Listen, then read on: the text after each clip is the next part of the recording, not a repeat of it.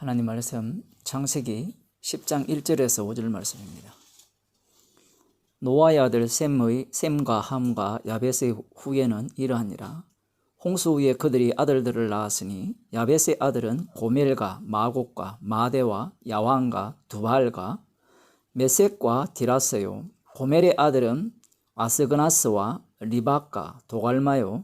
야완의 아들들은 엘리사와 달시스와 kittim과 도다님이라. 이들로부터 여러 나라 백성으로 나뉘어서 각기 방언과 종족과 나라대로 바닷가의 땅에 머물렀더라. 아멘. 홍수 후에 이 노아의 아들들 셈과 함과 야벳 이들들이 아들들을 낳았다. 지금 이렇게 말씀하고 있죠. 한글 성경은 지금 그렇게 기록되어 있습니다. 그런데 이 히브리 성경을 조금 더 보게 되면 성경은 그런 식으로 표현하는 것이 아니라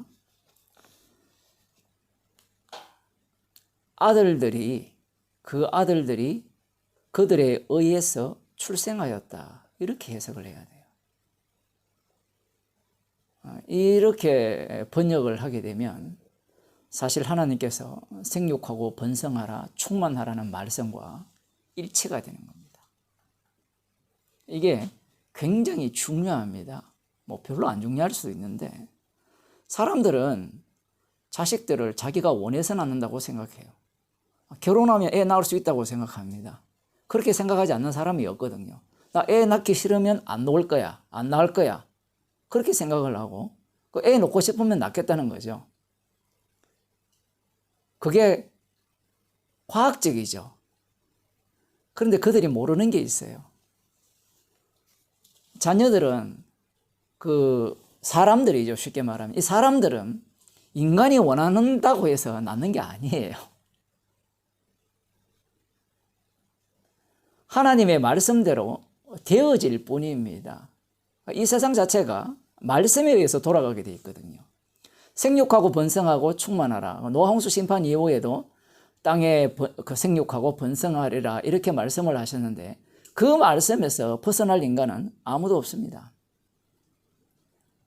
그런데 가인의 후손을 보게 되면 그 아들들이 마치 자기가 원해서 난 아들, 그러니까 내가 목적한 아들이죠. 표현을 하자면. 자기가 낳은 아들로 간주해서 이 아들은 자기의 소유라는 식으로 이해를 해요. 대표적인 경우가 에녹성이죠. 가인이 성을 자기 아들의 이름을 따라서 에녹 성을 지었다는 거죠. 이 아들은 누구 거란 말이에요? 내 거란 얘기예요. 그러니까 약속의 자손, 약속의 씨죠. 여자의 후손을 통해서 오시는 그 약속의 씨에 대해서는 관심 하나도 없습니다. 오늘날 세태가 바로 이 가인의 사고방식을 그대로 담고 있다는 겁니다. 하나님께서 그러면 왜 이렇게 번성시키느냐? 오늘 본문에 보면 오늘 본문과 이제 함의 후손들, 그다음에 이제 셈의 후손들이 이렇게 세상에 등장을 하는데 이들을 왜 이렇게 번성시키는가? 그 이유가 있어요. 반드시 번성해야 돼요. 뭐 인구가 감소한다 해도 이미 주님의 약속을 이루기 위해서 다 번성되었기 때문에 뭐 그건 별 의미가 없습니다. 이제는. 그러나 주님께서는 이 인간들 자체를 번성시켜서 무엇을 만들 재료로 써요. 재료. 뜨개질을 하면 실이 필요하잖아요. 그 실이 뜨개질을 통해서 뭐 접시 바치를 만든다든가 안 그러면 방석을 만든다든가 뭐 옷 세타를 짠다든가 장갑을 만든다든가 기마개를 짠다든가 뭐 여러 가지 것들을 만들죠. 주님께서 인간들을 이렇게 충만하고 번성시켜서 무엇에 사용하려고 하느냐라고 하면 이 피능력을 증가하기 위해서 이들을 사용하려는 거예요. 그 많은 인간들 속에 이 하나님의 아들이 오시게 되잖아요. 그 아들이 오셨을 때, 어둠 속에 오셨을 때 그 어둠 속에 오신 빛은 죽임을 당합니다.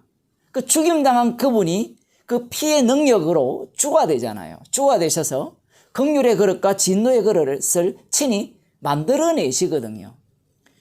그 재료를 위해서 주님께서 인간들을 이렇게 번성시키는 겁니다.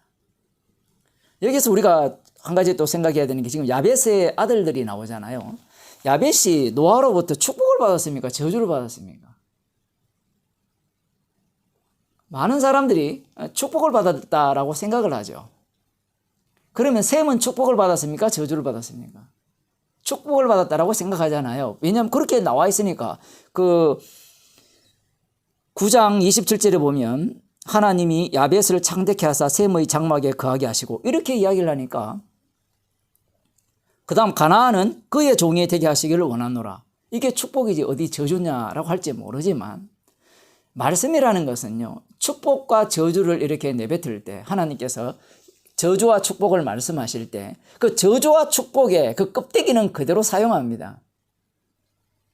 그런데 우리들의 관심은 저주와 축복이 있는 것이 아니라 누가 축복받고 누가 저주받느냐에 관심이 있죠. 가나안은 저주받았고 그 다음 야벳과 셈은 축복받았다. 여기에 관심이 있잖아요. 그런데 주님은 그렇게 일을 하지 않습니다.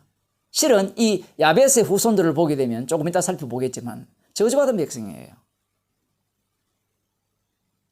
그러면 셈의 후손은 어떨까요? 셈의 후손이 누구예요? 아브라함. 아브라함의 후손이 누굽니까? 이스라엘 백성들. 그 이스라엘 백성들이 포로에서 돌아왔을 때 그들이 누구였어요? 하나님께서 남기신 남은 자들. 그 남은 자들이 누구를 죽입니까? 하나님의 아들 예수 그리스도를 살해하죠. 그들은 저주받은 백성입니까? 축복받은 백성입니까? 저주받은 백성이에요. 저주가 없으면 축복을 받을 수가 없어요. 그런데 사람들은 이런 말씀 속에서 악마에게 이미 휘둘리고 있기 때문에 나는 셈 쪽에 갈 거야. 여기가 복받는 자리야. 그걸 선택하려고 하고 그런 걸 좋아하죠. 성경 말씀에는 관심 없는 겁니다. 그런 태도는. 그러니 이 야벳을 창대케 하사라는 말, 그 다음 가나안이 그의 종이 되기를 원한다라는 말씀을 우리는 문자적으로도 봐야 되고 그 문자를 벗어나 영어로도 봐야 되는 거예요. 달리 말해 문자적으로 본다는 것은 육으로 본다는 건데 육으로도 봐야 되고 영어로도 봐야 돼요. 이 두 가지 요소를 동시에 말씀을 통해서 봐야만 우리의 죄가 드러나면서 우리 자신을 복의 자리로 집어넣는 것이 아니라 저주받아 마땅한 자리로 집어넣는 거예요. 그래야만 십자가의 피를 전가할 수 있는 긍휼이 그리스도이 되는 거예요. 저주받는 자리가 아니라면 피를 전가할 수 없잖아요. 죄인이 아닌 자는 십자가를 자랑할 수가 없습니다. 그래서 오늘 말씀을 통해서 살 길을 찾는 자들은 악마에게 속아 넘어가요. 무슨 얘기인가 하면 내가 원해서 태어나지 않았다. 부모님이 원해서 태어났다. 그런데 주님은요. 아담을 이용해서 어떻게 약속의 자녀를 만들기 위해서 번성하고 생육하고 번성하고 땅에 충만케 하시는 거예요. 새 언약을 세우기 위함입니다. 하나님 아들의 아들의 나라를 만드시기 위한 거예요. 오늘 본문에 보면 고멜, 마곡, 마대라는 것은 메대라는 것은 메대파사. 이 마대 민족의 후손이 누구냐, 고레스라는 이야기도 있어요. 어쨌든 이런 이름들이 고멜이나 마곡은 에스겔에서 찾아볼 수 있는 이름들입니다. 그리고 계시록에 나와요. 참 독특하죠. 다른 데는 안 나와요.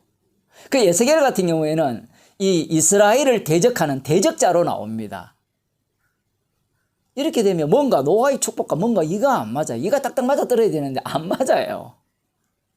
그러니까 이 말씀을 이 셈과 그 가나안과 야벳과 셈에게 저주와 축복을 내렸을 때 그런 식으로 봐서는 말씀 자체가 일관성 없게 진행이 되기 때문에 성경 자체를 읽을 마음이 안 생겨요. 논리가 안 맞기 때문에. 하나님 한번 말씀하시면 변개치 않아야 되잖아요. 근데 그게 다 바뀌어버리거든요. 여기에서 우리가 계시록 20장 4절에서 10절을 한번 보겠습니다.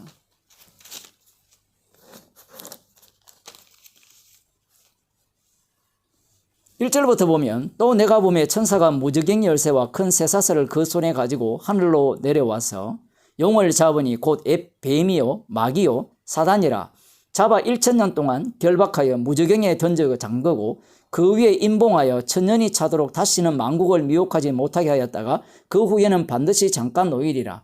사람들은 이 말씀을 문자적으로 해석하려고 해요. 문자적으로 해석하는 방식이 뭔가 하면 천년이 차도록 가두어 놨다가 무저갱이에 던져 놓았다가 열쇠로 잠궜어요. 그리고 천년 후에 잠깐 놓인다라고 이해를 해요. 그렇게 문자적으로 해석을 하려면 그 앞부분에 오는 용이 나와야 돼요. 뱀이 나와야 돼요. 근데 용과 뱀을 뭐라고 얘기합니까? 마귀요 사단이라 하잖아요. 이 계시록에는 유리바다도 등장하거든요. 유리바다라는 게 나온단 말이에요. 그러면 유리바다도 문자적으로 해석해야 돼요. 천국을 가려면 유리바다를 건너야 돼요. 그거는 또 문자적으로 해석 안 하거든요. 제가 지금 이런 얘기를 하는 이유가 뭔가 하면 이 성경 자체를 육으로 해석하기 시작하면 누구 중심으로 해석을 한다 했죠? 십자가 중심이 아니라 나 구원 중심, 나 중심으로 성경을 해석하게 돼 있거든요. 그러면 이 본문을 보면 뱀을 가뒀다가 잠깐 놓이는데 그 다음 보세요. 4절 또 내가 보좌들을 보니 거기 앉은 자들이 있어 심판하는 권세를 받았더라. 또 내가 보니 예수의 증거와 하나님의 말씀을 인하여 목배임을 받은 자의 영혼들과 또 짐승과 그의 우상에게 경배하지도 아니하고 이마와 손에 그의 표를 받지도 아니한 자들이 살아서 그리스도로 더불어 천년 동안 왕노릇하니 이렇게 나오거든요. 이걸 또 문자적으로 해석을 해요. 그런데 뭔가 안 맞는 게 뭔가 하면요. 앞부분에 보면 예수의 증거와 하나님의 말씀을 인하여 목배임을 받은 자의 영혼들과 목배임을 받은 자의 영혼들이 천년 동안 왕노릇하고 또 짐승과 그의 우상에게 경배하지도 아니하고 이마와 손에 그의 표를 받지도 아니한 자들이 살아서 그리스도로 더불어 천년 동안 왕노릇하리라 이렇게 이야기를 하거든요. 그들은 목배인 영혼들이고 여기는 살아서 천년 동안 왕노릇한다니까 이걸 따로 보는 거예요. 영혼들도 천년 동안 왕노릇하고 살아있는 자들도 왕노릇한다는 거예요. 그런데 성경에 살았다는 것은 뭐예요? 그리스도 안에 있다는 이야기거든요. 여기에 보면 보좌들을 보니 거기 앉은 자들이 있어 심판하는 것을 받았죠. 이들이 누군가 하면 성도들입니다. 너희가 12보좌에 앉아서 심판한다라고 예수님이 약속을 하셨잖아요. 근데 그 말씀의 의미가 뭔가 하면 이 심판하는 자는 누군가 하면 왕이에요. 왕만이 심판을 하죠. 베드로전서 2장 9절에 보면 왕 같은 제사장이라 하잖아요. 이스라엘 하나님의 백성들을. 거룩한 자들, 기름 부음 받은 자들, 성령 받은 자들을 왕 같은 제사장이라 하거든요. 그리고 이들이 심판을 해요. 보좌에 앉아서. 지금 이거 모두가 다 상징이라고 이야기해야 될까요? 표현 자체가. 그렇게 지금 말씀하고 있는 겁니다. 그러면 제일 처음 오리지널 왕은 누구예요? 예수님이죠. 예수님이 십자가에 달려 죽으실 때 유대인의 왕이라고 팻말을 썼잖아요. 그 마태복음 27장입니까? 거기 보면 본디오 빌라도가 네가 이스라엘의 왕이냐라고 물어요. 유대인의 왕이냐고 물어요. 예수님이 뭐라고 말씀하십니까? 네가 말했다라고 하거든요. 예수님은 유대인의 왕이에요. 그런데 예수님이 뭐라고 말씀하십니까? 내 나라는 이 세계에 속했습니까? 안 속했습니까? 속하지 않았다 하죠. 그러면 유대인의 왕이라는 말, 그 이스라엘의 왕이라는 말의 의미가 본디오 빌라도가 이해하는 것과 예수님이 말씀하신 게 달라요. 그러면 그 왕은 어디에서의 왕이냐? 이 세상에 속하지 않는 나라에서의 왕이에요. 근데 그 왕이라고 했잖아요. 왕이 어떤 꼴을 당합니까? 십자가에 못 박혀 죽으시죠. 왕의 진짜 왕다운 모습은 십자가에 달려 죽으시는 모습으로 등장한 거예요.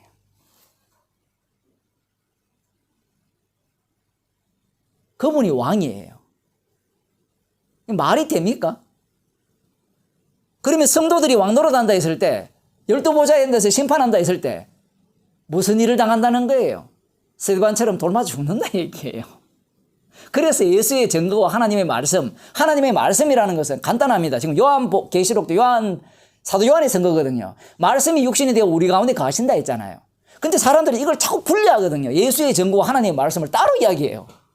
예수의 증거가 십자가고 하나님의 말씀도 십자가예요. 왕이 십자가에 달려 죽으심으로 왕다움을 보였듯이 12보좌에 앉아서 심판하는 자들도 여전히 어떻게 하나님의 말씀과 예수의 증거로 인하여서 예수님이 당하신 일을 똑같이 당하는 겁니다. 그게 왕의 모습이에요. 왜냐하면 1000년 동안 왕노릇 한다 했잖아요. 수많은 이단들이 이 본문을 갖고 장난을 쳐서 돈벌이 하잖아요. 왕노릇 할 시기가 옵니다. 조금만 참으세요. 내일 시험 치면 그 다음부터 자유입니다. 모든 인간이 그런 꿈을 갖고 있거든요. 그래서 이 본문을 갖고 1000년 동안 왕노릇하는 그 세계로 들어가야 되고, 사단이 잠시 놓일 때 우리는 싸워서 이겨야 된다, 뭐 이런 소설을 막 쓰대거든요. 그 다음 하는 얘기가, 예수님이 보세요, 왕같은 제사장이라 했으니까 그 뒤에 보면 제사장이 되어 그 6절에 보면, 6절 후반부에 보면 그들이 하나님과 그리스도의 제사장이 되어 1000년 동안 그리스도로 더불어 왕노릇한다 했잖아요. 제사장이 되고 왕노릇한다 했잖아요. 자, 예수님이 왕이신데 십자가에 못 박혀 돌아가셨죠. 근데 그분이 대제사장이잖아요. 놀랍죠? 왕인데 왕의 증거를 대라 하면 십자가에 못 박혀 죽으신 분이에요. 그 죽으심으로 말미암아 대제사장으로서 영당반 제사를 드려버립니다. 사망에서 생명으로 옮겨요. 제가 어제 그저께 계속해서 말씀드렸죠. 우리 산자가 항상 죽음에 넘겨야 돼요. 그래야 예수의 생명이 우리 죽을 육체에 나타나기 때문에 그래요. 지금 그 원리가 그대로 말씀되어지고 있는 거예요.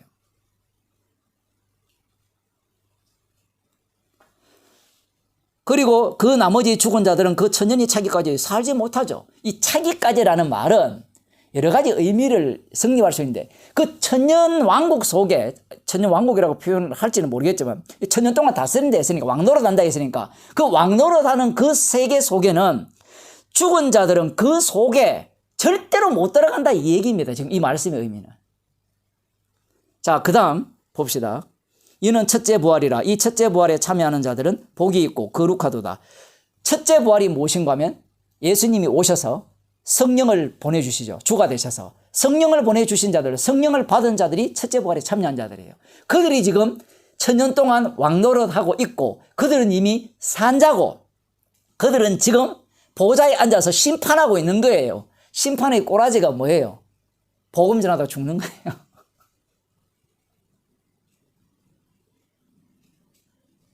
인간들이 생각하는 거 전혀 다르다 했잖아요. 예수님이 왕인데 죽으셨잖아요. 그게 심판하신 분이에요. 도끼 들고 오셨는데, 불심판으로 오셨는데, 십자가에 달려 죽으심으로 불심판을 보여주고, 죽으심으로 도끼 들고 열매지 않는 찍는 일들을 보여주는 거예요. 그걸 어느 인간이 심판이라 하겠습니까? 둘째 사망에 그들을 다스리는 권세가 없고, 도리어 그들이 하나님과 그리스도의 제사장이 되어 1000년 동안 그리스도로 더불어 왕노릇하리라. 둘째 사망이 무엇인가 하면 지옥 가는 거예요. 유황못에 던지오는 거예요. 그게 둘째 사망입니다. 둘째 사망입니다. 그 둘째 사망이 그들을 다스리는 권세가 없으니까 이들은 뭐예요? 죽어도 좋다는 얘기입니다. 그 얘기를 하고 있는 거예요. 그러면서 1000년 동안 그리스도와 더불어 왕노릇을 하는데, 그 다음 7절, 1000년이 참에 사단이 그 옥에서 놓여 나와서 땅의 사방 백성 곧 곡과 마곡을 미혹하고 모아 싸움을 붙이리니 그 수가 바다모래 같으리니, 여기에 곡과 마곡이 나와요. 야벳의 후손 중에 나오는 이름이 여기에 활용이 돼요. 곡과 마곡 딱 찍는 얘기가 아니에요. 누굽니까? 온 세상이에요. 왜냐하면 마귀가 뭐라 했습니까? 이 세상 권세와 영광을 자기에게 주셨다 했잖아요. 하나님이 나한테 줬다는 겁니다. 그러니 이 세상 전체를 곡과 마곡이라 표현하는 거예요. 그럼 여기에 천년이 참에 사단이 거기에서 놓인다라고 하는데, 이 말씀 자체가 문자적으로 해석하면 이해가 안 됩니다. 이걸 제가 좀 의역을 하면 이런 거예요. 1000년 동안 다스리는 그 세계가 만들어진 거예요. 완성이 된 거예요. 되니까 사단이 마음껏 활개를 치는 겁니다. 그게 성경에 나와요. 사단이 지금 마음껏 활개를 치는데, 어느 정도 활개를 치는가 하면 우는 사자와 같이 할 수만 있다면 믿는 자도 집어 삼키려고 하는 거예요. 그게 지금 사단이 하는 짓입니다. 베드로전서 5장 8절에서 9절에 나오거든요. 예수님이 분명 십자가로 승리하셨습니다. 골로새서 1장 5절에 나오거든요. 십자가로 예수님이 승리를 하셨어요. 십자가로 승리를 하셨는데 분명히 승리하셨기 때문에 사로잡힌 자를 사로잡고 선물을 주셨다. 에베소 4장에서 말씀하고 계시거든요. 그리고 마태복음에서는 뭐라 합니까? 강한 자가 강한 자를 결박하고 세간을 빼내온다라고 말씀하셨죠. 그러면 주님은 이미 십자가로 승리하셔서 강한 자를 결박하셨어요. 그러면 마귀가 옴짝달싹도 못해야 되거든요. 그런데 본격적으로 이제 사단이 활동을 하기 시작하는 거예요. 왜? 그래야만 십자가에 승리하신 예수 그리스도의 주되심만이 보석처럼 반짝반짝 빛낼 수 있기 때문에 그래요. 그게 바로 주님이 오실 때까지 1000년 동안 왕노릇하는 성도가 사는 세상입니다. 곶감하고 뭐 어디 쓰려고 만들었습니까? 다 쓸 데가 있어요. 진노의 그릇으로 사용하시기 위한 주님의 조치입니다. 베드로전서 5장 8절 9절을 읽어드리고 마치겠습니다. 근신하라 깨어라 너희 대적 마귀가 우는 사자같이 두루다니며 삼킬 자를 찾나니 너희는 믿음을 굳게 하여 저를 대적하라. 이는 세상에 있는 너희 형제들도 동일한 고난을 당하는 줄을 알미니라. 야, 번성하면 좋겠다. 그건 이 세상에 속한 자들의 생각입니다. 그들이 번성하면 번성할수록 누가 미움을 당할까요? 왕같은 제사장으로 세워진 자들이 예수의 증거와 하나님의 말씀 때문에 미움당합니다. 기도하겠습니다. 하나님 아버지, 십자가 피만 자랑케 하기 위해서 주님의 백성들을 주의 피로 사시고 우리들 주변에 수많은 사람들을 배치하신 이유가 십자가에 피 흘리신 예수 그리스도의 주되심만을 증거하기 위함임을 말씀을 통하여 알려주심을 감사드립니다. 모든 것이 감사의 대상이며 모든 것이 주님을 위한 것임을 기억하는 주의 백성이 되게 하옵소서. 나를 위한 세상이 아님을 기억하며 살아가는 주의 백성이 되게 하옵소서. 예수님 이름으로 기도드리옵나이다.